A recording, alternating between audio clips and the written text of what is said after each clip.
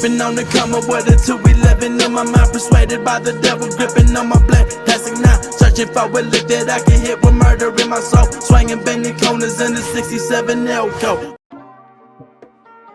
I think Oda dropped a huge hint regarding the Void Century, and no, it has nothing to do with a straw hat. Instead, it's a detail I feel has been glossed over. It's the name of the castle, Pangaea. For those unaware, all the continents on Earth used to be one, before tectonic shifts pulled them away, and that supercontinent is called Pangaea. Back before the Void Century, the islands of the One Piece world, at least those on the Grand Line, used to be one, the Ancient Kingdom. At the end of the Void Century, the world was remade by the New World Government. There are some key pieces of evidence, and I'll go over them in the order they were introduced to the series. First, the weather of the Grand Line. It's odd that the rest of the world has normal weather, and all the islands have their own magnetic pull. The idea is that they all came from one island originally.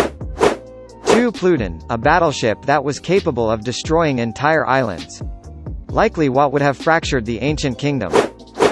3. Oars. Oh, wait, that's not his full name, is it?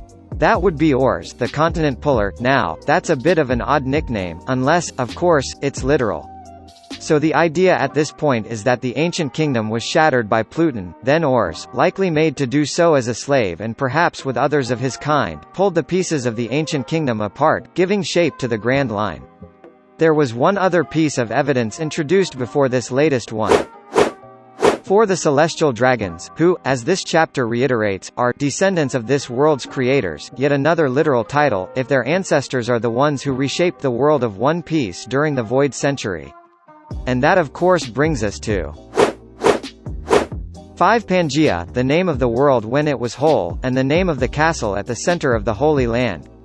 Oda clearly picked this name for a reason, and it is not one that can be confused for something else. Located in the center of the seas, and once the center of the world, the founders of Mary Joas, who reshaped the world, reside at Pangaea. Whatever happened during the Void Century, I am confident that it involved the reshaping of the planet and the creation of the One Piece world as we know it.